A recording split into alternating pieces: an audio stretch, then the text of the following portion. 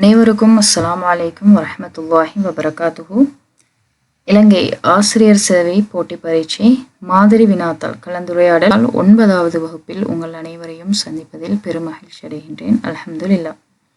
இலங்கை ஆசிரியர் சேவை தரம் 3க்கு ஆட்சேர்ப்பு செய்வதற்கான போட்டி பரீட்சை எதிர்வரும் மே மாதம் 24ஆம் திகதி நடைபெறுவதற்கான ஏற்பாடுகள் செய்யப்பட்டிருக்கிறது. எனவே நீங்கள் அனைவரும் விடாமுயற்சியுடன் கூடுதலாக பயிற்சி செய்வீர்களானால், கூடுதலாக படிப்பீர்களானால் இந்த பரீட்சையில் உங்கள் அனைவருக்கும் சிறந்த பெறுபேறுகளை பெற்று இலங்கை ஆசிரியர் துறையில் சிறந்த நல்ல ஆசிரியர்களாக மிளர்வதற்கான சந்தர்ப்பத்தை பெற்றுக்கொள்ளலாம்.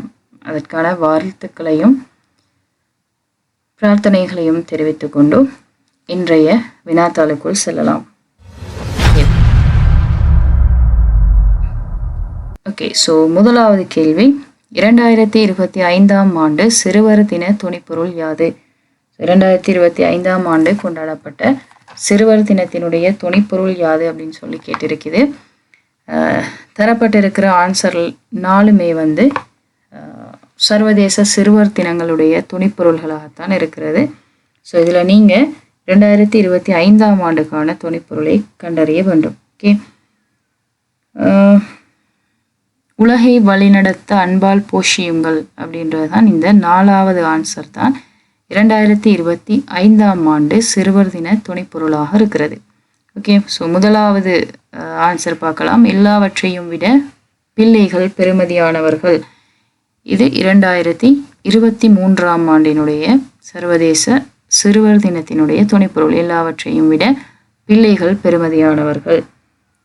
ஓகே, இரண்டாவது ஆன்சர் சகல பிள்ளைகளுக்கும் சிறந்த ஒரு எதிர்காலம் அப்படின்னு சொல்கிறது 2022ஆம் ஆண்டினுடைய சர்வதேச சிறுவர் தின துணிப்பொருளாக இருக்கிறது.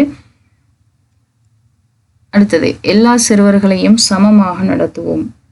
Treat every child equally. Protect and treat every child equally.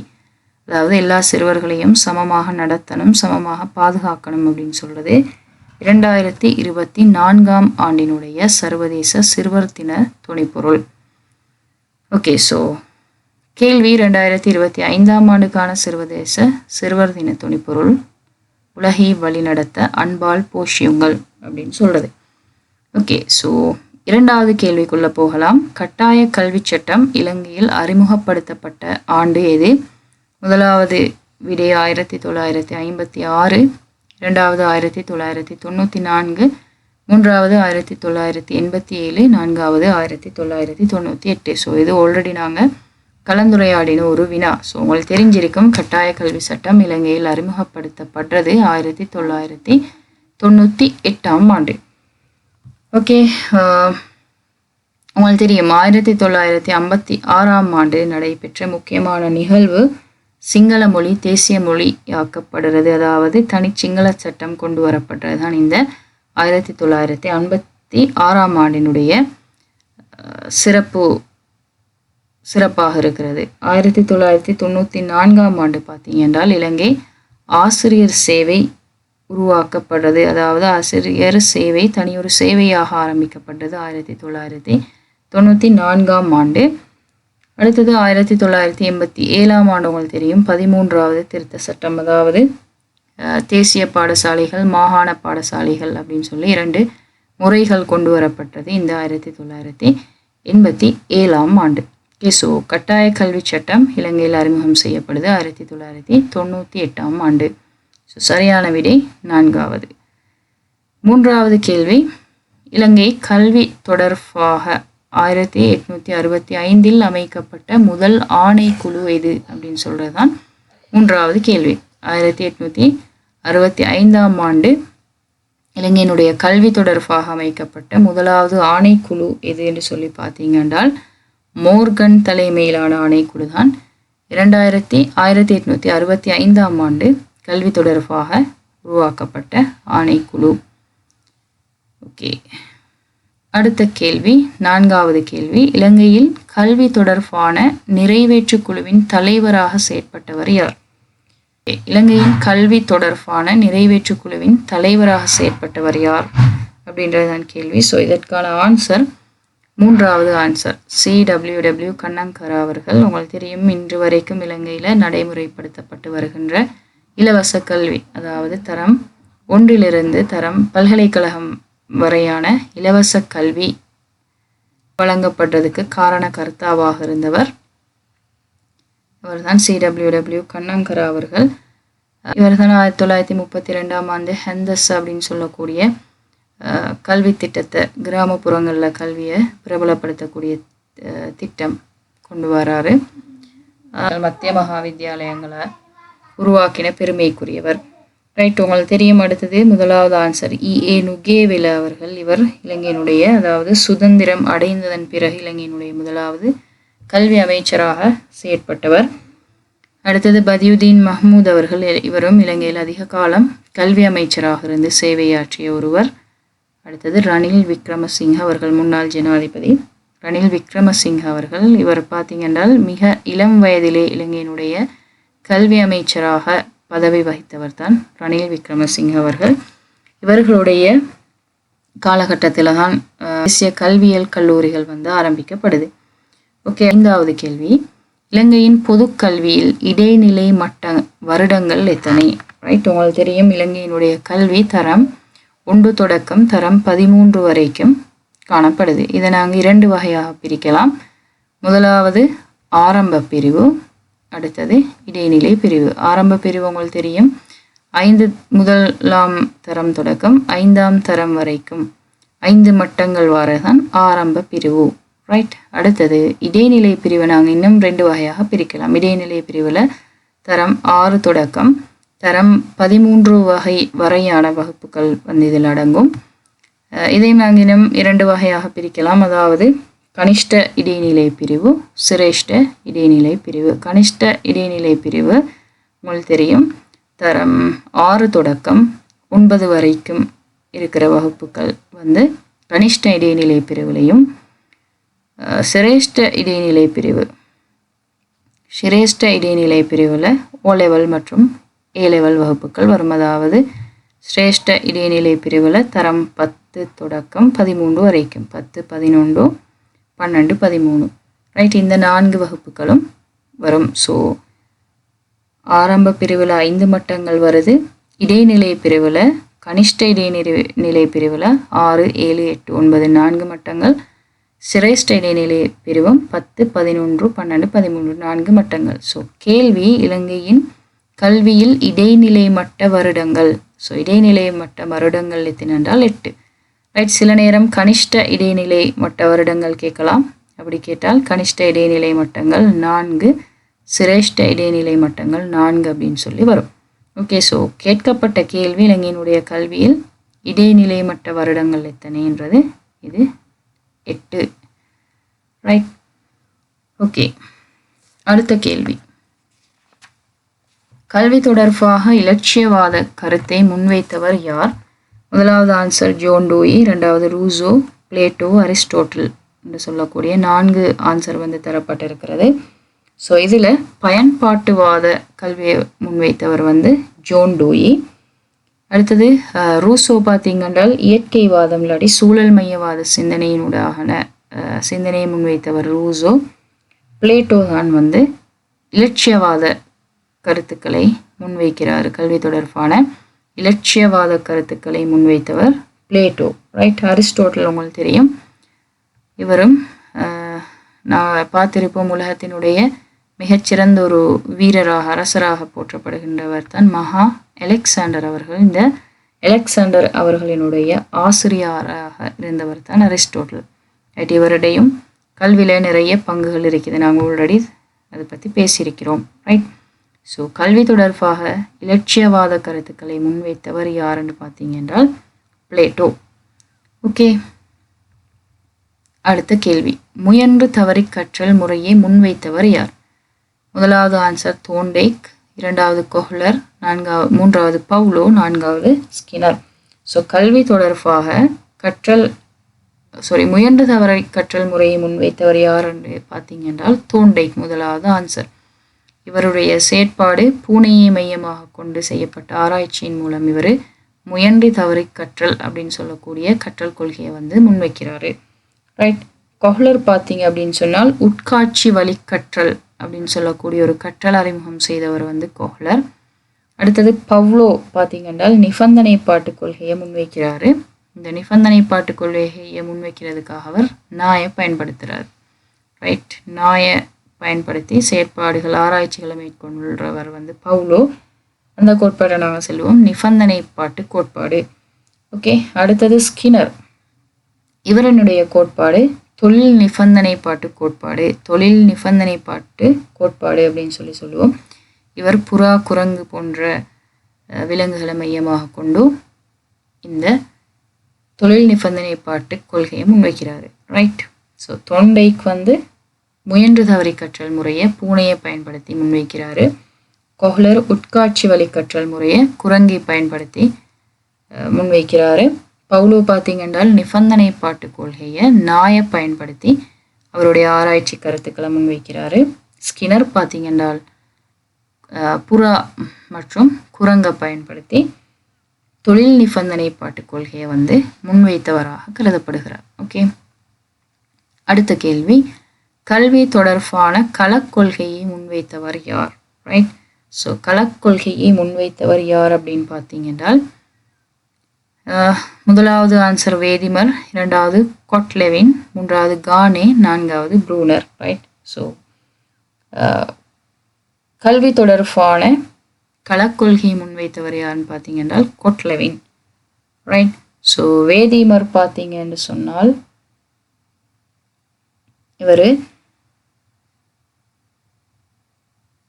கள அறிதல் கொள்கையை முன்வைக்கிறாரு. கள அறிதல் வந்து கொஹ்லர், கொப்கா அதோடு சேர்த்து வேதிமர் அப்படின்னு சொல்லக்கூடிய 3 பேர் வந்து கள அறிகை கொள்கையை முன்வைக்கிறாங்க. கானே பார்த்தீங்கன்னு சொன்னால் கற்றல் ஒழுங்கு கொள்கையை முன்வைக்கிறாரு. ஓகே, கானே கற்றல் ஒழுங்கு கொள்கையை முன்வைக்கிறாரு. ப்ரூனர் ஆய்வு கற்றல் கொள்கையை முன்வைக்கிறாங்க. அதோட ஹார்லோ அப்படின்னு சொல்லி ஒருவர் இருக்கிறாரு, அவரும் கற்றல் கொள்கையை முன்வைக்கிறாரு. வர்தையர் அப்படின்னு சொல்லக்கூடிய ஒருவர் இடம் மாறுதல் கொள்கையை வந்து முன்வைக்கிறாங்க. இதுதான் கல்வி தொடர்பாக வெளியிடப்பட்ட கொள்கைகளாக வந்து கருதப்படுது. ரைட், ஸோ கல்வி தொடர்பான களக்கொள்கையை வந்து கொட்லெவின் அப்படின்னு சொல்லக்கூடிய அறிஞர் முன்வைக்கிறாங்க. வேதிமர், கொஹ்லர் மற்றும் கொப்கா அப்படின்னு சொல்லக்கூடியவர்கள் கள அறிதல் கொள்கையை முன்வைக்கிறாங்க. வர்தையர் அப்படின்னு சொல்லக்கூடியவர் இடம் மாறுதல் கொள்கையை முன்வைக்கிறாரு. ஹார்லோ அப்படின்னு சொல்லக்கூடியவர் கற்றல் கொள்கை ஒன்றை முன்வைக்கிறாரு. கானே அப்படின்னு சொல்லக்கூடியவர் கற்றல் ஒழுங்கு கொள்கையை முன்வைக்கிறாங்க. ப்ரூனர் அப்படின்னு சொல்லக்கூடிய அறிஞர் ஆய்வு கற்றல் கொள்கையை வந்து முன்வைக்கிறாரு. ஸோ கல்வி தொடர்பான களக்கொள்கையை முன்வைத்தவர் யார் அப்படின்னு சொல்கிறது தான் கேள்வி. ஸோ இதுக்கான சரியான ஆன்சர் கொட்லெவின். ஓகே, 9வது கேள்வி, ஆசிரியர் இடமாற்ற கொள்கையின்படி ஒரு ஆசிரியர் கஷ்ட பிரதேசத்தில் எத்தனை ஆண்டுகள் சேவை செய்ய வேண்டும்? ஓகே, ஒரு ஆசிரியர் ஒரு பாடசாலையில் அப்பாயின்மெண்ட் முதல் நியமனம் எடுத்ததிலிருந்து அல்லது டிரான்ஸ்ஃபர் பெய்ததிலிருந்து மிக கூடுதலாக வந்து அவருக்கு 10 வருட காலம் வந்து சேவை செய்யலாம் ஒரே பாடசாலையில். ஓகே, ஸோ 8 வருடங்கள் ஆகினால் வந்து கட்டாயம் டிரான்ஸ்ஃபர் வழங்கப்படணும் அப்படின்னு சொல்லியிருக்குது. அண்மையில் திருத்தப்பட்ட இந்த ஆசிரியர் பிரமாண குறிப்புக்கு அமைய டிரான்ஸ்ஃபர் செய்யப்படுறது எல்லாமே, ஆசிரியர் இடமாற்றங்கள் எல்லாமே வந்து ஆன்லைன் மூலமாக வெளிப்படையாக நடத்தப்படணும் அப்படின்னு சொல்லி 2024ஆம் ஆண்டு முடிவெடுக்கப்படுது. ரைட், அதையும் ஞாபகம் வச்சுக்கோங்க, சில நேரம் உதவலாம். ஓகே, அடுத்தது ஒருவர் 5 வருடம் பூர்த்தியாகினால், இப்போ நீங்கள் நியமன கடிதங்கள் எல்லாம் பெற்றா பார்க்கலாம், கட்டாயம் நீங்கள் ஒரு பாடசாலையில் 5 வருடம் பூர்த்தி செய்யணும் அப்படின்னு சொல்லி உங்களோட அப்பாயின்மெண்ட் லெட்டரில் வந்து சொல்லியிருப்பாங்க. அடுத்தது ஒரு ஆசிரியர் இடமாற்ற கொள்கையின்படி ஒரு ஆசிரியர் கஷ்ட பிரதேசத்தில் 3 வருடங்கள் வேலை செஞ்சாங்க அப்படின்னு சொன்னால் அவங்களுக்கு டிரான்ஸ்ஃபர் வந்து கேட்குறதுக்கான உரிமை இருக்குது. ரைட், ஸோ 3 வருடங்கள் தான் கஷ்ட பிரதேசத்தில் வேலை செய்யணும் அப்படின்னு சொல்லியிருக்குது. மேக்ஸிமம் எவ்வளோ வருடங்களும் வேலை செய்யலாம். ஆனால் 5 வருடங்கள் ஆகினால் உங்களுக்கு டிரான்ஸ்ஃபர் அப்ளை பண்ணுறதுக்கான உரிமை இருக்குது. மேக்ஸிமம் நீங்கள் ஒரு பாடசாலையில் 8 வருடம் வேலை செய்யலாம். 8 வருடத்துக்கு மேற்பட்ட நேரம் ஒட்டோவா உங்களுக்கான டிரான்ஸ்ஃபர் வந்து நீங்கள் அப்ளை பண்ணாட்டியும் உங்களுக்கான டிரான்ஸ்ஃபர் வந்து செய்யப்படும்.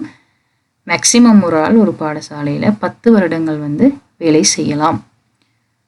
ஓகே, ஸோ கேட்கப்பட்ட கேள்வி, ஆசிரியர் இடமாற்ற கொள்கையின்படி ஒரு ஆசிரியர் கஷ்ட பிரதேசத்தில் எத்தனை ஆண்டுகள் சேவை செய்யலாம் அப்படின்றால் 3 ஆண்டுகள் கட்டாயம் சேவை செய்ய வேண்டும். ஓகே, அடுத்த கேள்வி 10வது கேள்வி. அடுத்தது 10வது கேள்வி. 1920ஆம் ஆண்டு மேற்கொள்ளப்பட்ட சீர்திருத்தம் எது அப்படின்னு சொல்லி 10வது கேள்வியில் கேட்டிருக்கிறாங்க. ரைட், உங்களுக்கு தெரியும் இலங்கையில் 6 சீர்திருத்தங்கள் வந்து மேற்கொள்ளப்பட்டிருக்கிறது. ஸோ கேள்வி 1920ஆம் ஆண்டு மேற்கொள்ளப்பட்ட சீர்திருத்தம் எது அப்படின்றது. ஸோ 1920ஆம் ஆண்டு மெனிங் சீர்திருத்தம் தான் வந்து செய்யப்படுது. ஓகே, உங்களுக்கு தெரியும் கோல்ப்ரூக் சீர்திருத்தம் 1833ஆம் ஆண்டு கோல்ப்ரூக் சீர்திருத்தம் நடத்தப்படுது. இரண்டாவது க்ரூமெக்லம் பார்த்தீங்கன்னா 1910ஆம் ஆண்டு செய்யப்பட்ட ஒரு சீர்திருத்தம். அடுத்தது மெனிங் டிவன்சர் அப்படின்னு சொல்றது 1924, அதாவது மெனிங் சீர்திருத்தத்துக்கு பிறகு செய்யப்பட்ட ஒரு சீர்திருத்தம். ஓகே, மெனிங் சீர்திருத்தம் வந்து 1920ஆம் ஆண்டு செய்யப்பட்ட இல்லாடி மேற்கொள்ளப்பட்ட ஒரு சீர்திருத்தம். ஓகே, ஸோ அது இல்லாமல் இந்த 1920 மெனிங் சீர்திருத்தத்துக்கு பிறகு 3 சீர்திருத்தங்கள் செய்யப்படுது. முதலாவது 1924ஆம் ஆண்டு மெனிங் டிவன்சர், அடுத்தது 1931ஆம் ஆண்டு. உங்களுக்கு தெரியும் இந்த சீர்திருத்தம் வந்து முக்கியமான ஒரு சீர்திருத்தம் டொனமூர் யாப்பு சீர்திருத்தம். இதில் தான் நான் நினைக்கிறேன் தேர்தல் வாக்களிக்கிறதுக்கான அனுமதிகள் எல்லாம் வழங்கப்பட்டது வந்து இந்த டொனமூர் யாப்பு சீர்திருத்தத்தில்.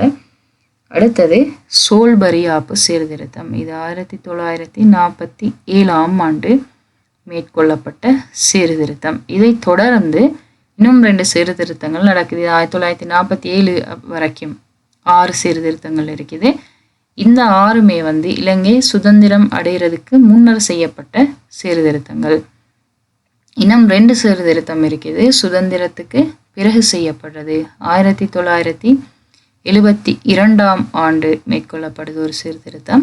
அடுத்தது 1978ஆம் ஆண்டு. ரைட், ஓகே, நான் நினைக்கிறேன் இது வரைக்கும் இந்த லாஸ்ட்டாக மேற்கொள்ளப்பட்ட சீர்திருத்தத்தில் காலத்துக்கேற்ப இதுவரையும் இன்னுமே வந்து சீர்திருத்தங்கள் வந்து மேற்கொள்ளப்பட்டு கொண்டு தான் வருது. உங்களுக்கு தெரியும் 1987ஆம் ஆண்டு 13வது யாப்பு சீர்திருத்தம் நடக்குது. அதில் மாகாண தேசிய பாடசாலைகள் வெவ்வேறாக பிரிக்கப்படுது. ரைட், இந்த மாதிரி காலத்துக்கேற்ப தேவைகளுக்கேற்ப யாப்பு சீர்திருத்தங்கள் மேற்கொள்ளப்பட்டு வருது. ரைட், இலங்கையை பொறுத்தவரையில் இலங்கை சுதந்திரம் அடைகிறதுக்கு முன்னால் 6 சீர்திருத்தங்கள் மேற்கொள்ளப்பட்டிருக்கிறது. சுதந்திரத்தின் பின் 2 சீர்திருத்தங்கள். இதில் இன்னும் சீர்திருத்தங்கள் வந்து இந்த யாப்புகளை மையமாக கொண்டு சீர்திருத்தங்கள் மேற்கொள்ளப்பட்டுள்ளமை குறிப்பிடத்தக்கது. ஓகே, அடுத்த கேள்வி. பாடசாலை புத்தகப்பை சுமை குறைப்பு திட்டம் ஆரம்பிக்கப்பட்ட ஆண்டு எது? Right, answer 2024, 2025, 2021, 2018. ரைட், ஸோ பாடசாலை புத்தகப்பை குறைப்பு திட்டம் வருது, அமுல்படுத்தப்படுது. 2024ஆம் ஆண்டு அறிமுகம் செய்யப்படுது இல்லாட்டி ஆரம்பிக்கப்பட்ட ஒரு திட்டம் தான் புத்தகப்பை சுமை குறைப்பு திட்டம். ஓகே, ஸோ 2025ஆம் ஆண்டு சூரிய சக்தி பயன்பாட்டின் மூலம் கழிவு முகாமைத்துவம் செய்யணும் அப்படின்னு சொல்லி கிரீன் ஸ்கூல் கன்செப்ட் அப்படின்னு சொல்லக்கூடிய ஒரு செயற்திட்டம். கிரீன் ஸ்கூல் கன்செப்ட், அதாவது சூரிய சக்தியை பயன்படுத்தி கழிவு முகாமைத்துவம் செய்யப்படணும் அப்படின்றது தான் இந்த கிரீன் ஸ்கூல் கன்செப்டினுடைய திட்டத்தினுடைய குறிக்கோள். ஓகே, அடுத்தது 2021ஆம் ஆண்டு பார்த்தீங்கன்னா இலங்கையினுடைய கல்விக்காக இலங்கை நாடு பூராகவும் வானொலி சேவை வந்து ஆரம்பிக்கப்படுது. Right, island wide radio education channel வந்து ஸ்டார்ட் பண்ணப்படுது 2021ஆம் ஆண்டு. உங்களுக்கு தெரியும் 2020, 2021, 2022ஆம் ஆண்டுகள் கொரோனா காலப்பகுதி. ரைட், அந்த பீரியடில் அதிகமான கற்றல் செயற்பாடுகள் இடர்படுத்தப்பட்டு இருந்ததுனால கற்றல் செயற்பாடுகள் மேற்கொள்ளப்பட முடியாத சூழ்நிலைகள் காணப்பட்டதுனால இலங்கை அரசாங்கம் ரைட் இந்த வானொலி சேவைகள், அடுத்தது டெலிவிஷன் சர்வீஸில் இந்த குரு கெதர, ஸோ அப்படியான நிகழ்ச்சிகள் மூலமாக பாடசாலை மாணவர்களுக்கு அந்த கற்றல் செயற்பாடுகளை மேற்கொண்டமை வந்து குறிப்பிடத்தக்க ஒரு விடயம். ஓகே, அடுத்தது உங்களுக்கு தெரியும் 2018ஆம் ஆண்டு தரம் 1-2, அதாவது முதன்மை நிலை 1 தரங்களுக்கு பாடப்புத்தகத்தினோடு சேர்த்து CD வழங்கப்படுது, கம்பேக்ட் டிஸ்க் 20 வந்து வழங்கப்படுது 2018ஆம் ஆண்டு. ரைட்.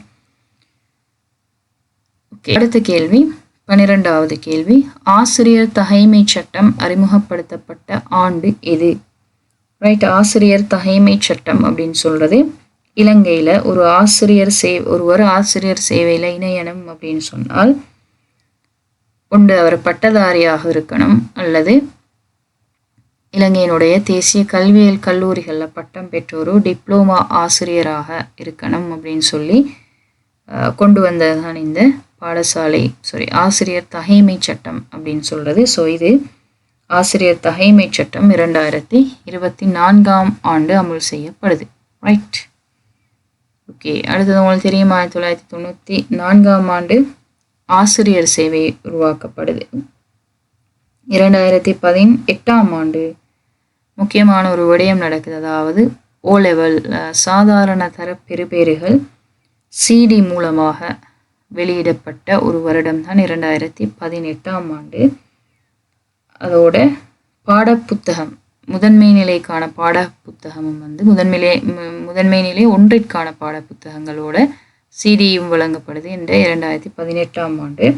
அடுத்து உங்களுக்கு தெரியும் 2009ஆம் ஆண்டு இலங்கையினுடைய அரசாங்கம் இந்த வருடத்தை ஆங்கிலம் மற்றும் தொழில்நுட்ப வருடமாக பிரகடனப்படுத்தியிருந்தமை குறிப்பிடத்தக்கது. ஓகே, மேபி கேள்வி வரலாம், ஆங்கிலம் அல்லது ஆங்கிலம் மற்றும் தொழில்நுட்பம் தொடர்பாக இலங்கை ஒரு வருடத்தை பிரகடனப்படுத்தியிருந்தது, அந்த வருடம் எது அப்படின்னு சொல்லி கேட்கலாம். ரைட்.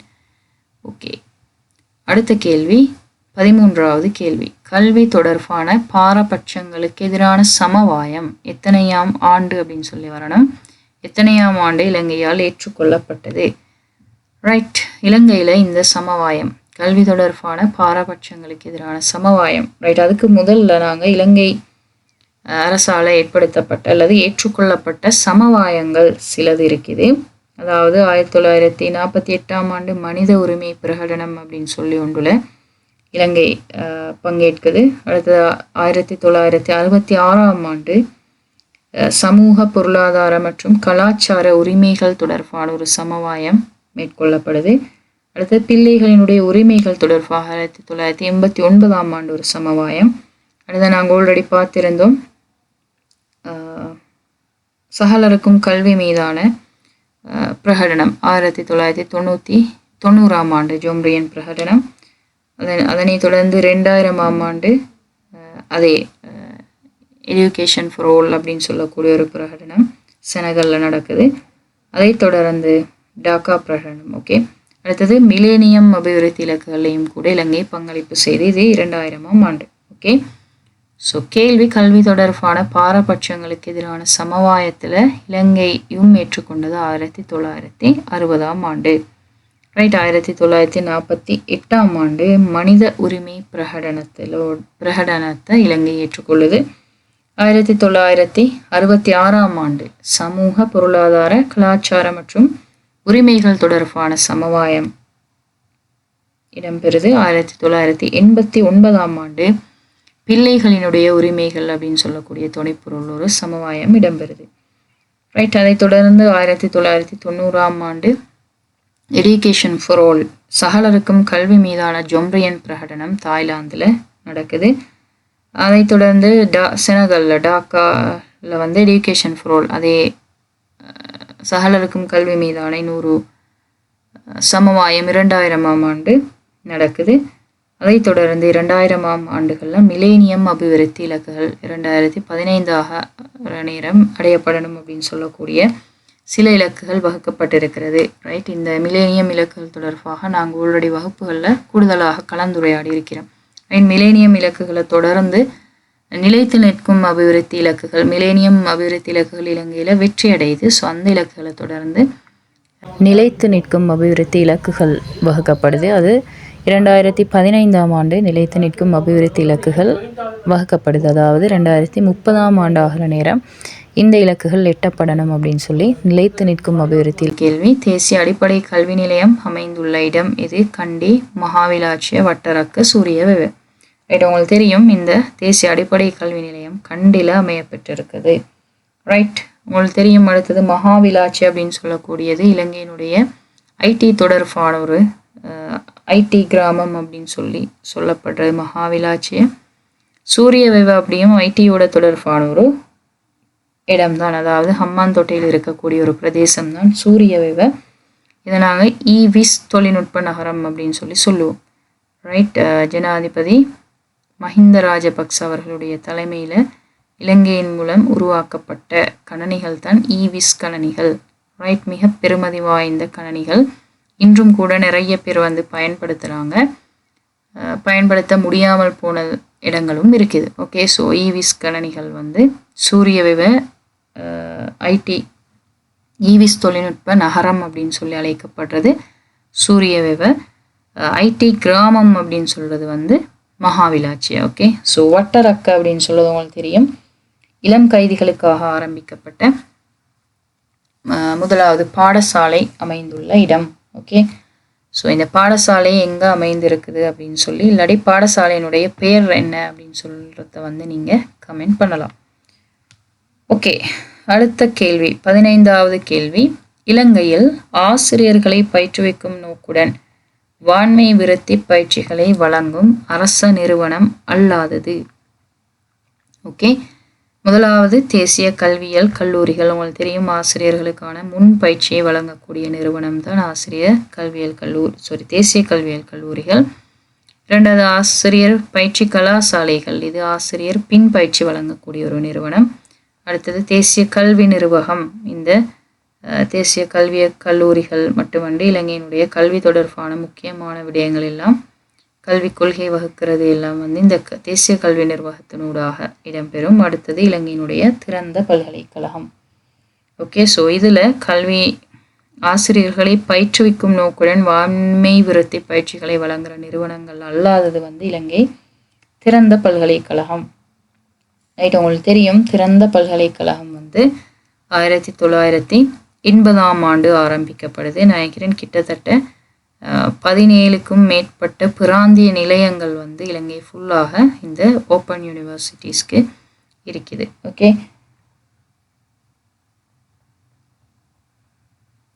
ரைட், உங்களுக்கு தெரியும் கல்வியியல் கல்லூரிகள் ஆசிரியர்களுக்கான முன்பயிற்சியை வழங்குறது. இலங்கையில் 20 கல்வியியல் கல்லூரிகள் இருக்குது. இறுதியாக குளியாப்பிட்டியில் ஒரு தேசிய கல்வியியல் கல்லூரி ஆரம்பிக்கப்பட்டிருக்குது. இது கூடுதலாக ஐடி தொடர்பாக கவனம் செலுத்தும் அப்படின்றதோட ஐடி துறைக்காக சான்றிதழ் வழங்கக்கூடிய ஒரு கல்வி நிறுவனமாகவும் தேசிய கல்வியியல் கல்லூரியாகவும் இந்த குளியாப்பிட்டிய தேசிய கல்வியியல் கல்லூரி விளங்குது. ஓகே, ஆசிரியர் பயிற்சி கலாசாலைகள் உங்களுக்கு தெரியும் ஆசிரியர்களுக்கான பின் பயிற்சியை வழங்கக்கூடிய கலாசாலைகள்.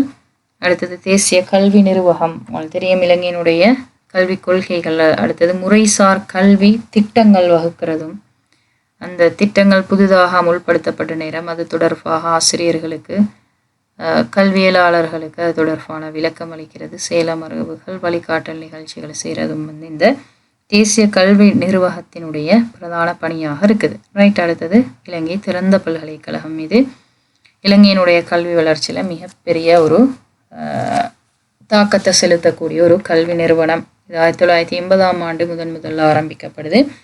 தற்பொழுது இலங்கையில் கிட்டத்தட்ட 17 அல்லது 17க்கும் மேற்பட்ட இலங்கை திறந்த பல்கலைக்கழகத்தினுடைய பிராந்திய நிலையங்கள் செயற்பட்டு வருது. ஓகே, ஸோ கேள்வி இலங்கையில் ஆசிரியர்களை பயிற்றுவிக்கும் நிறுவனங்கள் தான் இது 4மே. ஸோ இதில் வான்மை விருத்தி பயிற்சிகளை வழங்குகிற அரசு நிறுவனம் அல்லாதது இலங்கை திறந்த பல்கலைக்கழகம். ரைட், திறந்த பல்கலைக்கழகத்தில் நீங்கள் பணம் செலுத்தித்தான் கற்கை நெறிகளை தொடரணும். அதுலேயும் வான்மை விருத்தி பயிற்சி நெறிகள் இருக்குது. ரைட், பிஜிடிஇ, அடுத்தது பிஇடி, எம்இடி போன்ற கற்கை நெறிகள் இலங்கை திறந்த பல்கலைக்கழகத்தினூடாகவும் வழங்கப்படுது. ரைட், பட் நீங்கள் பணம் செலுத்தணும். இந்த 3 இடங்களுக்குமே பணம் செலுத்த வேண்டிய அவசியம் இல்லை. ஓகே, அடுத்த கேள்வி 16வது கேள்வி. இலங்கையில் ஆறுமுக நாவலரால் உருவாக்கப்பட்ட பத்திரிகை எது?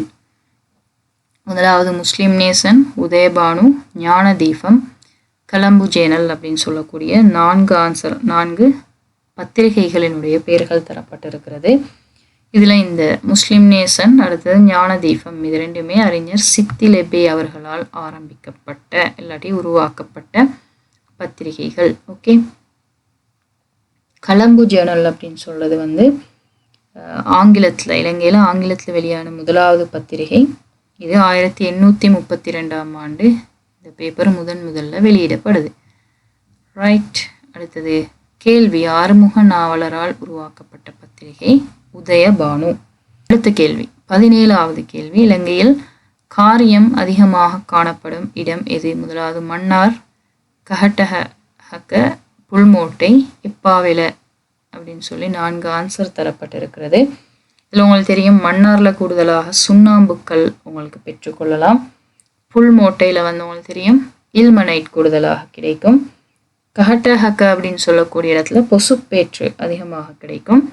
எப்பாவெல அப்படின்னு சொல்லக்கூடிய இடத்துல தான் இலங்கையில் காரியம் கூடுதலாக காணப்படக்கூடிய பிரதேசம். ஓகே. மன்னாரில் சுண்ணாம்புக்கல் கூடுதலாக காணப்படும். புல்மோட்டை இல்மனைட்டுக்கு பிரசித்தி பெற்ற ஒரு இடம். அதே மாதிரி பொசுப்பேற்றுக்கு பிரசித்தி பெற்ற இடம் கஹட்டஹக்க. ஸோ காரியம் எப்பாவெலையில் கூடுதலாக காணப்படும். ஓகே. அடுத்தது 18வது கேள்வி. குழந்தைகளுக்கான கற்கும் உரிமையை ஐநா சபை பிரகடனப்படுத்திய ஆண்டு எது? குழந்தைகளுக்கான கற்கும் உரிமையை ஐநா சபை 1959ஆம் ஆண்டு முதல் பிரகடனப்படுத்துது. 1990ஆம் ஆண்டு பார்த்தீங்கன்னா சகலருக்கும் கல்வி, எஜுகேஷன் ஃபார் ஆல் அப்படின்னு சொல்லக்கூடிய பிரகடனம் ஏற்படுத்தப்படுது. இதற்கும் உலக வங்கி, ஆசிரியர் அபிவிருத்தி வங்கி போன்ற நிறுவனங்கள் அனுசரணை வழங்கியிருந்தமை குறிப்பிடத்தக்கது. ஓகே. ஸோ அடுத்தது 1948ஆம் ஆண்டு 1948ஆம் ஆண்டு உலகத்தில் கல்விக்கான மனித உரிமை பிரகடனம் மேற்கொள்ளப்படுது. ரைட். அடுத்தது 1960ஆம் ஆண்டு கல்வி தொடர்பான பாரபட்சங்களுக்கு எதிரான சமவாயம். ரைட். நாங்கள் ஆல்ரெடி பார்த்தோம் கல்வி தொடர்பான பாரபட்சங்களுக்கு எதிரான சமவாயம் 1960ஆம் ஆண்டு மேற்கொள்ளப்படுது. ஓகே. 19வது கேள்விக்கு போகலாம். சர்வதேச ரீதியில் சிறுவர்களின் உரிமை மற்றும் நலன்களை பாதுகாக்க கைச்சாத்திடப்பட்ட உடன்படிக்கை எது? முதலாவது ஆன்சர் சிம்லா உடன்படிக்கை, 2வது ஒஸ்லோ உடன்படிக்கை, 3வது ரம்சார், 4வது சர்வதேச சிறுவர் உடன்படிக்கை. ஓகே. சிம்லா உடன்படிக்கை அப்படின்னு சொல்றது இந்தியாவுக்கும் பாகிஸ்தானுக்கும் இடையில உங்களுக்கு தெரியும் தற்பொழுது வரைக்கும் அதிகமான போர்கள் ஏற்பட்டு கொண்டு இருக்கும். இந்த பாகிஸ்தானுக்கும் காஷ்மீர் யாருடைய பிரதேசம் அப்படின்னு சொல்றதுல இதுவரைக்கும் பிரச்சனை நடந்து கொண்டிருக்கிறது. ஸோ இந்த போர்கள் மூழ்றத இல்லாட்டி போர்கள் இடம்பெறத நிறுத்துறதுக்காக இந்திரா காந்தி மற்றும் ஜுல்ஃபிகார் அலி அவர்களுக்கு இடையிலாக நடைபெற்ற ஒப்பந்தம் தான் இந்த சிம்லா உடன்படிக்கை அப்படின்னு சொல்லப்படுது. ரைட். அடுத்தது ஒஸ்லோ உடன்படிக்கை அப்படின்னு சொல்றது இஸ்ரேல் பலஸ்டைன் 2 நாடுகளுக்கும் இடையில, இஸ்ரேல் பலஸ்தீன் விடுதலை இயக்க அமைப்புக்கு இடையில இடம்பெற்ற ஒரு உடன்படிக்கை. ரம்சார் உடன்படிக்கை அப்படின்னு சொல்றது இது 1971ஆம் ஆண்டு மேற்கொள்ளப்படுது. அதாவது உலகத்தில் உள்ள ஈரநிலங்கள் பாதுகாக்கப்படணும் அப்படின்னு சொல்றதுதான் இந்த ரம்சார் உடன்படிக்கை. ஸோ கேள்வி, சர்வதேச ரீதியில் சிறுவர்களினுடைய உரிமைகள், நலன்களை மற்றும் அவர்களை பாதுகாக்கிறதுக்காக கைச்சாத்திடப்பட்ட உடன்படிக்கை சர்வதேச சிறுவர் உடன்படிக்கை. ஓகே. அடுத்த கேள்வி 20வது கேள்வி. ரஷ்யாவின் விண்வெளி அமைப்பின் பெயர் என்ன? ஓகே. முதலாவது RFSA, 2வது ESA, 3வது CNSA, 4வது JASA. ஓகே. ரஷ்யாவினுடைய விண்வெளி அமைப்பு முதலாவது answer RFSA, Russian space federal agency, Russian federal space agency அப்படின்றது தான் ரஷ்யாவினுடைய விண்வெளி அமைப்பினுடைய பெயர். இஎஸ்ஏ அப்படின்னு சொல்கிறது யூரோப்பியன் ஸ்பேஸ் ஏஜென்சி. இது 1975ஆம் ஆண்டு யூரோப்பியன் ஸ்பேஸ் ஏஜென்சி 1975ஆம் ஆண்டு உருவாக்கப்படுது. ஆர்எஃப்எஸ்ஏ ரஷ்யாவினுடைய விண்வெளி அமைப்பு வந்து 1992ஆம் ஆண்டு அமைக்கப்படுது. ஓகே, அடுத்தது சிஎன்எஸ்ஏ அப்படின்னு சொல்கிறது சைனா நேஷ்னல் ஸ்பேஸ் ஏஜென்சி. இது 1993ஆம் ஆண்டு உருவாக்கப்பட்ட ஒரு விண்வெளி ஆராய்ச்சி நிலையம். அடுத்தது ஜேஏஎஸ்ஏ, உங்களுக்கு தெரியும், இது JAXA Japan aerospace agency. Japan aerospace agency அப்படின்னு சொல்கிறது ஜேஏஎக்ஸ்ஏ அப்படின்னு சொல்கிறது. இது ஜப்பான் நாட்டினுடைய விண்வெளி ஆராய்ச்சி நிலையம். இது 2003ஆம் ஆண்டு உருவாக்கப்படுது. அது இல்லாமல் உங்களுக்கு தெரியும், மிக ஃபேமஸான ஆராய்ச்சி நிலையங்கள் இருக்குது. NASA, right, SpaceX Elon மஸ்கோடது. அடுத்தது உங்களுக்கு தெரியும், எங்களுடைய அண்மைய நாடு இந்தியாவினுடைய இஸ்ரோ அப்படின்னு சொல்லக்கூடிய Indian space research agency, ISRO, right, Indian space research agency அப்படின்னு சொல்கிறது இஸ்ரோ. இது வந்து Indian space research organisation ISRO. இது 1969ஆம் ஆண்டு உருவாக்கப்பட்ட ஒரு விண்வெளி ஆராய்ச்சி நிலையம். ஓகே, ஸோ கேள்வி ரஷ்யாவினுடைய விண்வெளி ஆராய்ச்சி நிலையம் எதுன்றது, அதுக்கு ஆன்சர் ஆர்எஃப்எஸ்ஏ முதலாவது ஆன்சர். ஓகே, ஸோ 21வது கேள்விக்கு போகலாம். பிரபாகரன் வீரகாவியம் எனும் நூலை எழுதியவர் யார்? ஸோ பிரபாகரன் வீரகாவியம் அப்படின்னு சொல்லக்கூடிய த பிரபாகரன் சகா, பிரபாகரன் வீரகாவியம் அப்படின்னு சொல்லக்கூடிய நூலை எழுதுறது யார் அப்படின்னு பார்த்தீங்கன்னா எஸ் முராரி அப்படின்னு சொல்லக்கூடியவர். உங்களுக்கு தெரியும், நவீன் டி சில்வா அப்படின்னு சொல்றது வந்து எனது உலகத்தில் 30 வருடங்கள், எனது உலகத்தில் 30 வருடங்கள் அப்படின்னு சொல்லக்கூடிய ஒரு நூல் எழுதுறாரு நவீன் டி சில்வா அப்படின்னு சொல்றவர்.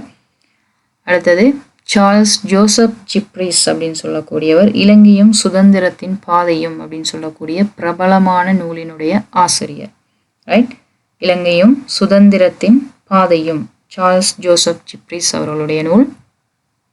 அடுத்தது தோமஸ் கூன் எழுதுறாரு விஞ்ஞான புரட்சிகளின் கட்டமைப்பு. ரைட், விஞ்ஞான புரட்சிகளின் கட்டமைப்பு அப்படின்றது வந்து தோமஸ் கூன் அவர்களுடைய நூல். ஓகே, அடுத்த கேள்வி, தேசிய கல்வி ஆணைக்குழு ஆரம்பிக்கப்பட்ட சட்ட ஏற்பாடு எது? உங்களுக்கு தெரியும், தேசிய கல்வி ஆணைக்குழு 1991ஆம் ஆண்டு உருவாக்கப்படுது.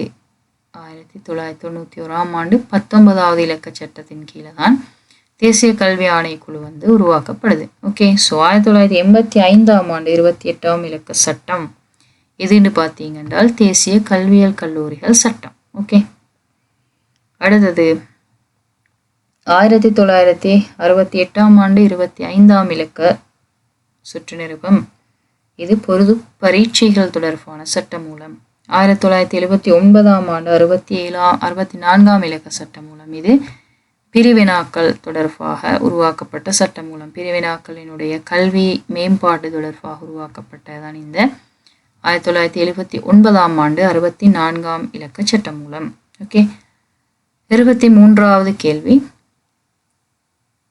1 முதல் 9 வரையான தரங்களில் இடைவிலகல் வீதம் யாது? ஸோ 1 முதல் 9 வரையான தரங்களில் இடைவிலகல் வீதம் பார்த்தீங்கன்னா 12 வீதமாக இருக்குது. தரம் 1ல் சேர்ற மாணவர்களில், பாடசாலைகளில் சேர்த்து கொள்ளப்படுற மாணவர்கள் 9ஆம் தரம் வருகிற நேரம் அவர்களுடைய இடைவிலகல் 12 வீதமாக இருக்குது அப்படின்னு சொல்லப்படுது. ஓகே, அடுத்த கேள்வி, வசதிகள் சேவை கட்டணத்தின் கீழ் ஆரம்ப கல்வி தரங்களில் ஆரம்ப பிரிவு மாணவர்களிடம் இவ்வளோ அறவிடப்படலாம் அப்படின்னு கேட்டிருக்குது.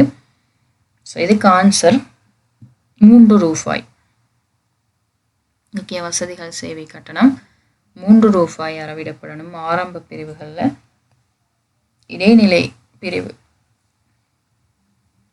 இடைநிலை பிரிவுகளில் 5 ரூபாய் வந்து அறவிடப்படலாம். ஓகே, 25வது கேள்வி, இலங்கையில் காணப்படும் ஆசிரியர் வள மத்திய நிலையங்கள். இதுவும் ஆல்ரெடி பார்த்திருக்கிறோம். இலங்கையில் காணப்படுற ஆசிரியர் வள மத்திய நிலையங்கள் எத்தனை அப்படின்னு சொல்லுது. இலங்கையில் காணப்படுற ஆசிரியர் வள மத்திய நிலையங்கள் 112 காணப்படுது. ஓகே, தெரியும் 100 வந்து இலங்கையில் கல்வி வலயங்கள் இருக்குது. இலங்கையினுடைய கல்வி குறிக்கோள்கள் 8, தேர்ச்சிகள் வந்து 7 இருக்குது. இலங்கையினுடைய தேசிய கல்வியியல் கல்லூரிகள் 19, தற்பொழுது 20 இருக்குது. ரைட். அடுத்த கேள்வி, சுரக்ஷா காப்புறுதி திட்டம். ரைட், உங்களுக்கு தெரியும் இதனுடைய துணைப்பொருள் நாளும் காப்போம் நாட்டின் குழந்தைகளை அப்படின்னு சொல்லக்கூடிய இந்த சுரக்ஷா காப்புறுதி திட்டத்துக்கு இலங்கை காப்புறுதி கூட்டுத்தாபனம் தான் இதுவரைக்கும் அனுசரணை வழங்கி கொண்டு வருது. ஓகே, ஸோ கேள்வி, சுரக்ஷா காப்புறுதி திட்டத்தின் கீழ் காப்புறுதி வழங்கப்படும் வயதில்லை யாது அப்படின்னு சொல்றது. 5 தொடக்கம் 21 வயது வரை சுரக்ஷா காப்புறுதி திட்டம் மாணவர்களுக்கு வழங்கப்படும். 27வது கேள்வி, தேசிய கல்வி நிர்வாகத்தின் பிரதானியின். தேசிய கல்வி நிர்வாகம் உங்களுக்கு தெரியும், NIE, national institute of education.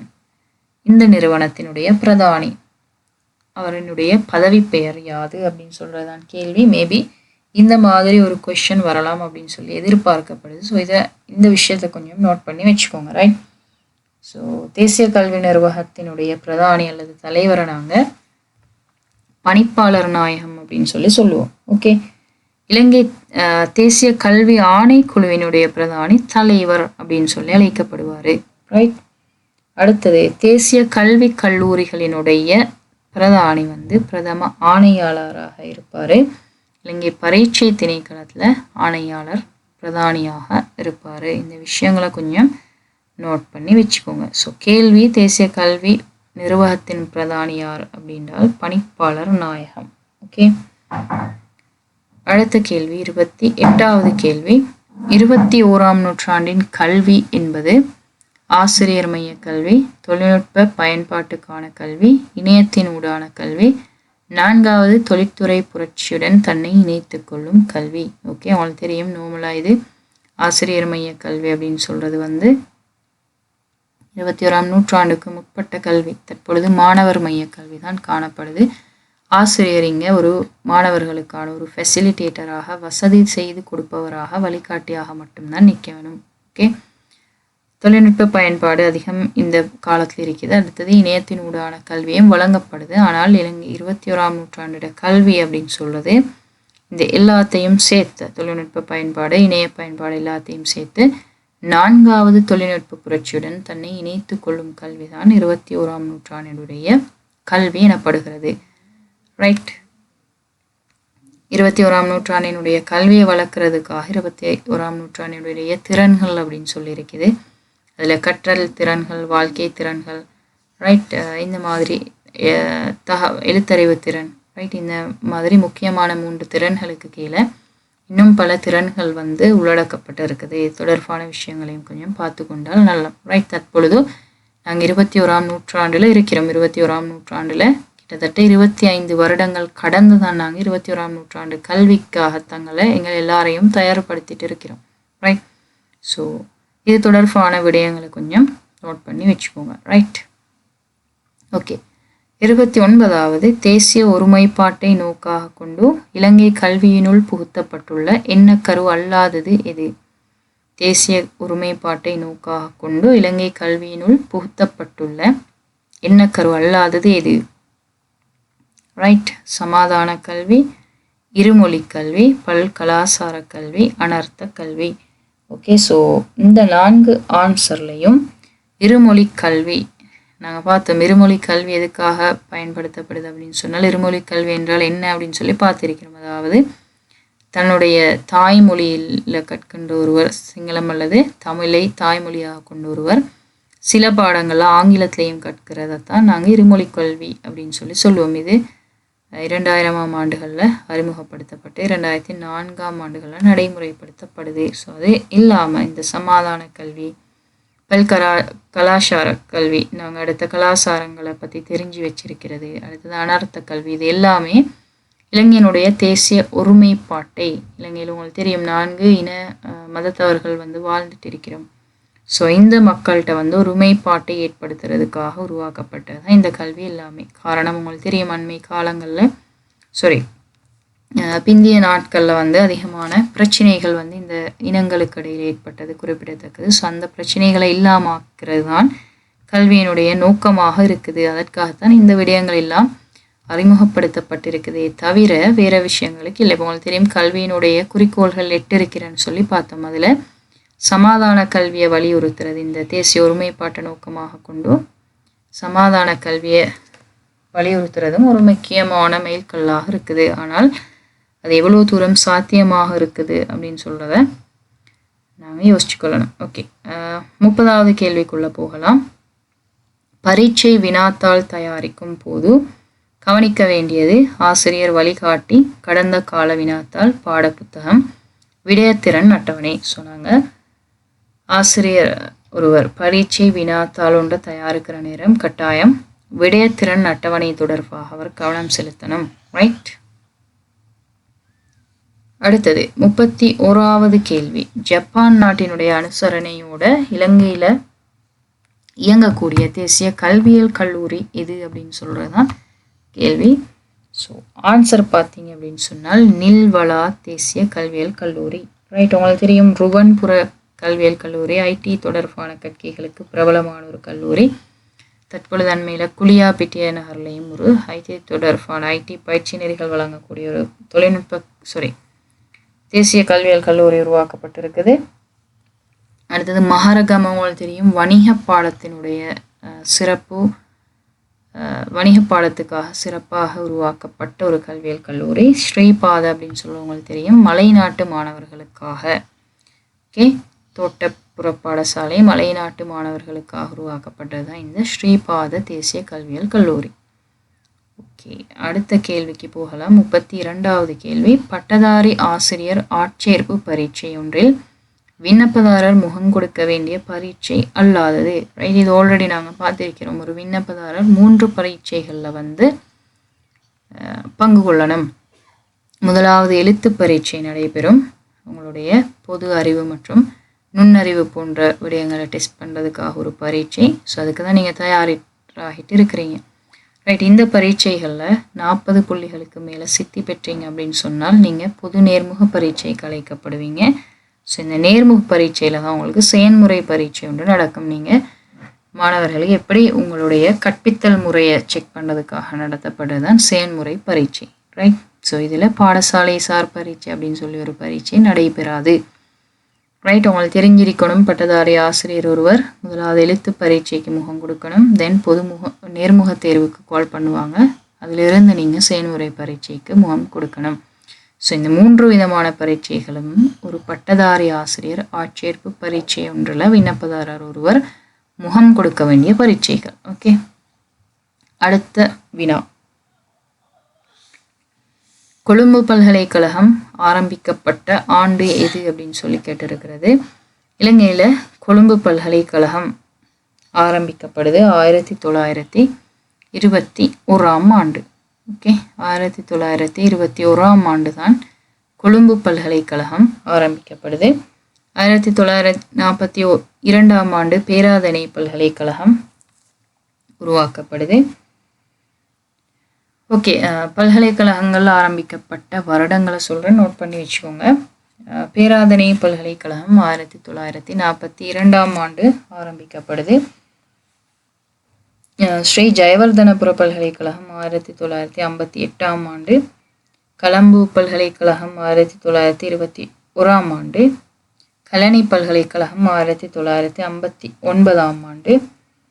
Moratuwa பல்கலைக்கழகம் 1972ஆம் ஆண்டு. யாழ்ப்பாண பல்கலைக்கழகம் 1974ஆம் ஆண்டு. ருஹுணு பல்கலைக்கழகம் 1978ஆம் ஆண்டு. திறந்த பல்கலைக்கழகம் 1980ஆம் ஆண்டு. கிழக்கு பல்கலைக்கழகம் 1981ஆம் ஆண்டு உருவாக்கப்படுது. இலங்கை ரஜரட்ட பல்கலைக்கழகம் மற்றும் இலங்கை தென்கிழக்கு பல்கலைக்கழகம் மற்றும் சப்ரகமுவ பல்கலைக்கழகம் ஆகியன 1995 ஆண்டு. ஓகே, 1995 ஆண்டு ராஜரட்ட பல்கலைக்கழகம், தென்கிழக்கு பல்கலைக்கழகம் மற்றும் சப்ரகமுவ பல்கலைக்கழகங்கள் மூன்றும் ஒரே வருடத்தில் உருவாக்கப்படுது. வயம்ப பல்கலைக்கழகம் 1999 ஆண்டு, ஊவாவெல்லச பல்கலைக்கழகம் 2005 ஆண்டு உருவாக்கப்படுது. அதை தொடர்ந்து யாழ்ப்பாண பல்கலைக்கழகத்தினுடைய ஒரு வளாகமாக கருதப்பட்டு வந்த வவுனியா வளாகம் 2021 ஆண்டு பல்கலைக்கழகமாக தரம் உயர்த்தப்படுது. அடுத்தது கம்பஹா விக்ரமாராய்ச்சி பல்கலைக்கழகம் 2021 ஆண்டு உருவாக்கப்படுது. ஓகே, ஸோ கேள்வி, கொழும்பு பல்கலைக்கழகம் உருவாக்கப்பட்ட ஆண்டு 1921 ஆண்டு. ஓகே, 34வது கேள்வி, சகல பாடசாலைகளும் ஒரு வருடத்தில் நடத்தப்பட வேண்டிய அதிகூடிய நாட்கள் எத்தனை அப்படின்னு சொல்லி கேட்கப்பட்டிருக்குது. கட்டாயமாக ஒரு பாடசாலை இலங்கையை பொறுத்தவரையில் 210 நாட்கள் கட்டாயமாக நடைபெற வேண்டும். ரைட், உங்களுக்கு தெரியும் கொரோனா பீரியட்ஸில் நான் நினைக்கிறேன் ஒரு 2022 ஆண்டு அப்படின்னு சொல்லி கிட்டத்தட்ட 60 நாட்கள் அல்லது 70 நாட்கள் தான் பாடசாலை நாட்களாக இருந்திருக்குது. ஓகே, ஸோ ஒரு வருடத்தில் 210 நாட்கள் பாடசாலை இடம்பெற வேண்டும். ஓகே, அடுத்த வினா 35வது, நெடுக்கு வெட்டுமுக கல்வி எனப்படுவது. நெடுக்கு வெட்டுமுக கல்வி அப்படின்னு சொல்றது பாடசாலையில் எந்த ஒரு வகுப்புலையும் ஒவ்வொரு வகுப்புலையும் தொடர் தேர்ச்சியை பேண்டத்தை தான் நாங்கள் நெடுக்கு வெட்டுமுக கல்வி அப்படின்னு சொல்லுவோம். இதுக்கு உதாரணம் சூழல் ஏணி கலைத்திட்டம். ஓகே, சூழல் ஏணி கலைத்திட்டம், தேர்ச்சி மைய கலைத்திட்டம் அப்படின்னு சொல்வது தற்பொழுது நடைமுறையில் இருக்கிற கல்வி திட்டம். தேர்ச்சி மைய கலைத்திட்டத்துக்கு முன்னால் இருந்தது குறிக்கோள் மைய கலைத்திட்டம். பரீட்சை மைய கலைத்திட்டம் அப்படின்னு சொல்வது பரீட்சையை நோக்கமாக கொண்டு உருவாக்கப்படுற கலைத்திட்டங்கள். ரைட், சூழல் ஏணி கலைத்திட்டம் தான் நெடுக்கு வெட்டுமுக கல்விக்கு உதாரணம். நெடுக்கு வெட்டுமுகம் அப்படின்னு சொல்றது பாடசாலையில் தொடர் தேர்ச்சியாக ஒவ்வொரு வகுப்புலையும் கல்வி கற்கிறத பேன்றதை தான் நாங்கள் நெடுக்கு வெட்டுமுக கல்வி அப்படின்னு சொல்லுவோம். ஓகே, அடுத்தது ஸ்டெம் திட்டத்தில் உள்ளடங்காத பாடம் எது அப்படின்னு சொல்லி இருக்குது. ஸ்டெம் திட்டத்தில் தரப்பட்ட விடைகளில் உள்ளடங்காதது மொழிப்பாடம். ரைட், இந்த ஸ்டெம் அப்படின்னு சொல்றது அண்மை காலத்தில் இது அமெரிக்காவில் உருவாக்கப்பட்ட ஒரு முறை, நாங்கள் ஆல்ரெடி பார்த்திருக்கோம். ரைட், தற்பொழுது இந்த ஏ அப்படின்னு சொல்லி ஒன்று STEAM ஸ்டீம் அப்படின்னு சொல்லி அழைக்கப்படுது. அதாவது ஆர்ட்ஸ் கற்கைகளும் ஆர்ட்டில் வரக்கூடிய அழகியல் பாடங்களும் இந்த ஸ்டீம் முறையோட உள்ளடக்கப்பட்டு இருக்கிறது. ஓகே, அடுத்த கேள்வி, காபோத்த உயர்தர மற்றும் காபோத்த சாதாரண தர மாணவர்களுக்கு வழங்கப்படும் புலமை பரிசில் எது அப்படின்னு சொல்ற கேள்வி விடை சுபக. சுரக்ஷா உங்களுக்கு தெரியும், மாணவர்களுக்கு வழங்கப்படக்கூடிய ஒரு காப்புறுதி திட்டம் சுரக்ஷா. சிசுசெரி அப்படின்னு சொல்றது மாணவர்களுக்கு வழங்கப்படுற போக்குவரத்து திட்டம். ரைட், ஒரு செத்த அப்படின்னு ஒன்று இருக்குது, ஆசிரியர்களுக்கு வழங்கப்படக்கூடிய கடன் திட்டம். அடுத்த கேள்வி 38வது, சிறந்த தேசத் தலைவரை உருவாக்குவதற்கான கல்வியை பிரேரித்தவர் யார்? சிறந்த தேசத் தலைவரை உருவாக்குறதுக்கான கல்வியை பிரேரிக்கிறார் பிளேட்டோ அவர்கள். ரைட், ரூசோ அவர்கள் பிள்ளை மைய கல்வி திட்டத்தை முன்வைத்தவர். அவருடைய பிரதான கூற்றுதான் பிள்ளைகளை நீங்க பிள்ளைகளாக கருதுங்க, அவர்கள் வளர்ந்தவர்கள் அல்ல அப்படின்னு சொல்றது. ஜோன் டூயி உங்களுக்கு தெரியும், அனுபவ கல்வி, அதாவது அனுபவ கல்வி மூலம் கல்வி வழங்கணும் அப்படின்னு சொன்னவர். ரைட், அடுத்து அனுபவ கூம்பு அப்படின்னு சொல்லி ஒன்று இருக்குது. இதை எட்கார் டேல் அப்படின்னு சொல்லக்கூடியவர் முன்வைக்கிறாரு, அனுபவ கூம்பு. ஓகே, ஹாவர்ட் கார்ட்னர் உங்களுக்கு தெரியும், நுண்மதி கொள்கையை முன்வைத்தவர். ரைட், நுண்மதி கொள்கையினுடைய தந்தை அப்படின்னு சொல்லி அழைக்கப்படுவர் தான் ஹாவர்ட் கார்ட்னர் அப்படின்னு சொல்றவர். அடுத்த கேள்வி 1997 கல்வி சீர்திருத்தம் பரிசீலிக்கப்பட்ட மாவட்டம் எது? 1997 ஆண்டு கல்வி சீர்திருத்தம் கம்பஹா மாவட்டத்தில் தான் பரிசீலிக்கப்படுது. ஓகே, அடுத்த கேள்வி, ஒரு ஆசிரியருக்கு ஒரு வருடத்தில் அனுமதிக்கப்படும் விடுமுறைகள் எத்தனை அப்படின்னு சொல்லியிருக்குது. ஆசிரியருக்கு வந்து மொத்தம் அமைய லீவுகள் 21, மெடிக்கல் லீவு 20 சேர்த்து மொத்தம் 41 லீவு. ரைட். 84 நாட்கள் அப்படின்றது பெண் ஆசிரியர்களுக்கு வழங்கக்கூடிய பிரசவ லீவு. ஓகே. அடுத்த கேள்வி, இது சம்பளத்துடனான லீவு வழங்கப்படும் 84 நாட்கள். அடுத்த கேள்வி 41வது 2010ஆம் ஆண்டின் பின் மருத்துவ பீடம் ஆரம்பிக்கப்பட்ட பல்கலைக்கழகம் அல்லாதது. ரைட். உங்களுக்கு தெரியும், அண்மையில் மொரட்டுவ பல்கலைக்கழகத்தில் ஆரம்பிக்கப்பட்டிருந்தது.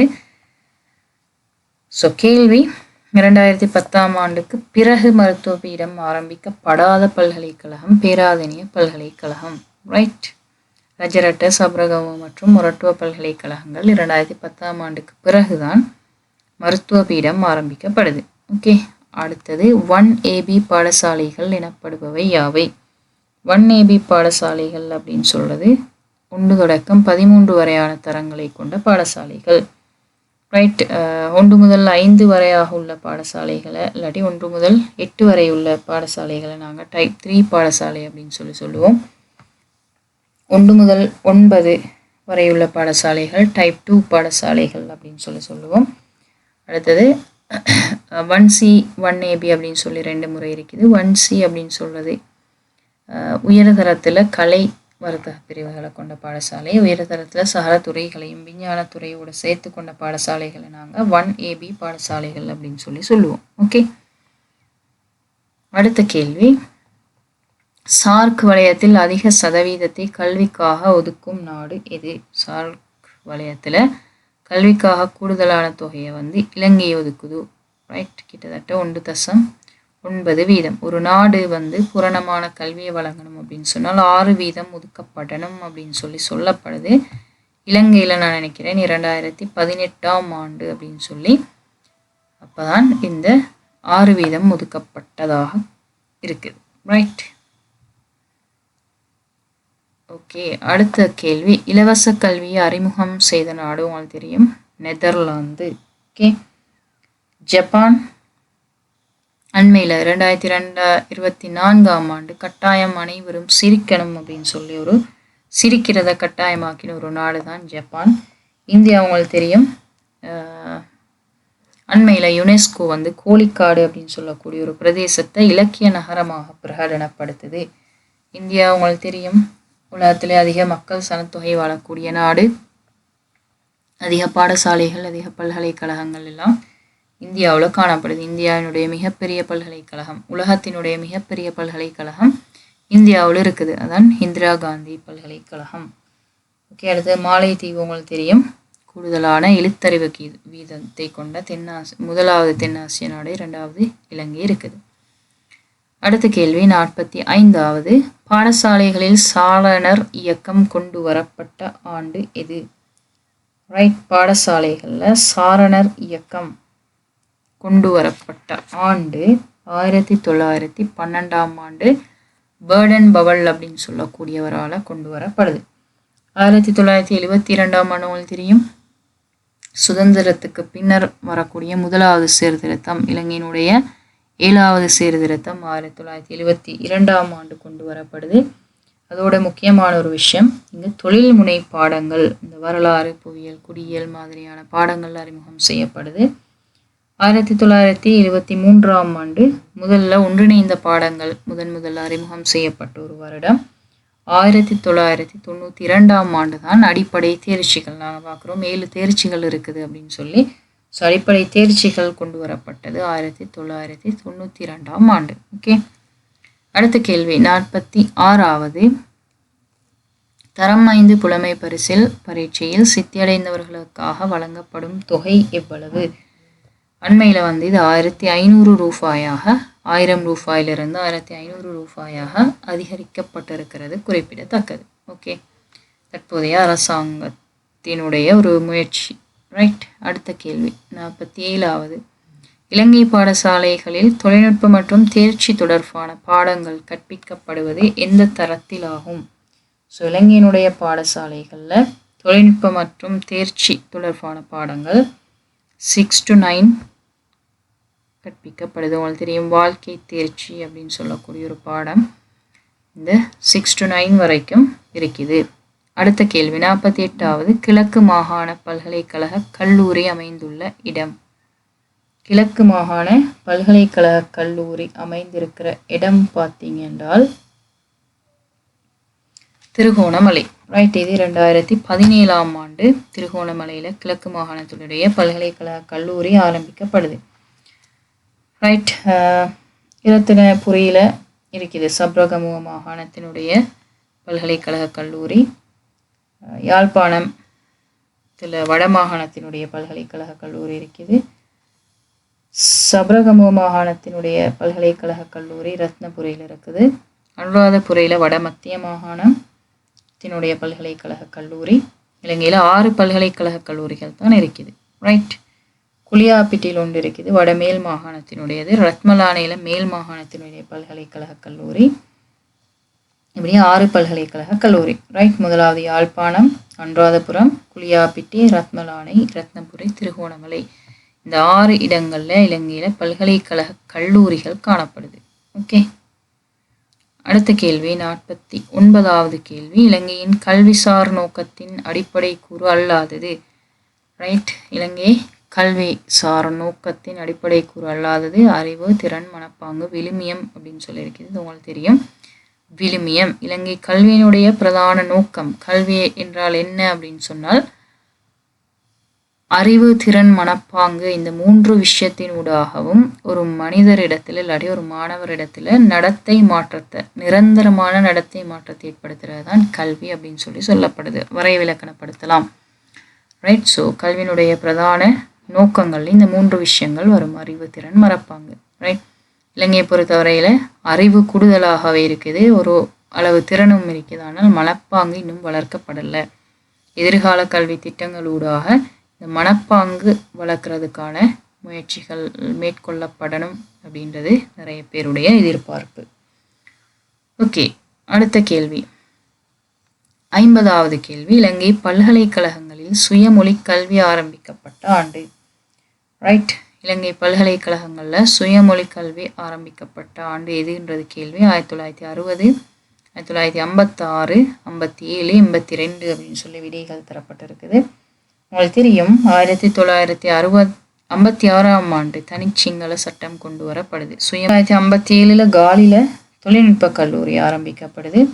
1980 தான் பாலி பல்கலைக்கழகம் உருவாக்கப்படுது. 1960ஆம் ஆண்டு தான் பல்கலைக்கழகங்களில் சுயமொழியூடாக கல்வி கற்கிறதுக்கான ஏற்பாடுகள் ஆரம்பிக்கப்படுது.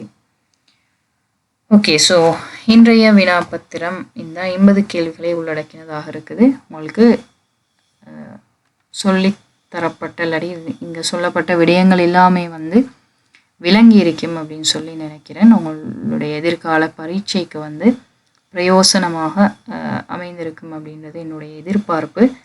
ஸோ எதிர்நோக்கி இருக்கின்ற பரீட்சையில் நீங்கள் உங்களுக்கு தெரியும் இலங்கை இந்த முறை நடக்க இருக்கிற பரீட்சையில் கிட்டத்தட்ட 1,00,000 பேர் 97,000 பேர் பரீட்சைக்கு தோற்ற இருக்கிறாங்க. ஸோ இதில் இருந்து 23,000 பேர் தான் தேர்ந்தெடுக்கப்பட போகிறாங்க. ஸோ உங்களுக்கு தெரியும் கிட்டத்தட்ட 4ல் ஒரு பகுதி. ஸோ இதற்கான போட்டிகள் மிக கடுமையாக இருக்கும். அதனால் நீங்கள் நிறைய பயிற்சி செய்யுங்க. பயிற்சி முயற்சி உங்களுக்கு வெற்றியை கொண்டு சேர்க்கும். அனைவரும் சிறப்பாக பரீட்சைக்கு தோற்றி சிறந்த பெறுபேறுகளை பெற்றுக்கொள்ளணும் அப்படின்னு சொல்லி என்னுடைய வாழ்த்துக்களையும் துவாக்களையும் பிரார்த்தனைகளையும் தெரிவித்துக்கொண்டு இன்றைய வகுப்பிலிருந்து விடை பெற்றுக் கொள்கின்றேன். அஸ்ஸலாமு அலைக்கும் வரஹ்மத்துல்லாஹி வபரகாத்துஹு. நன்றி, வணக்கம்.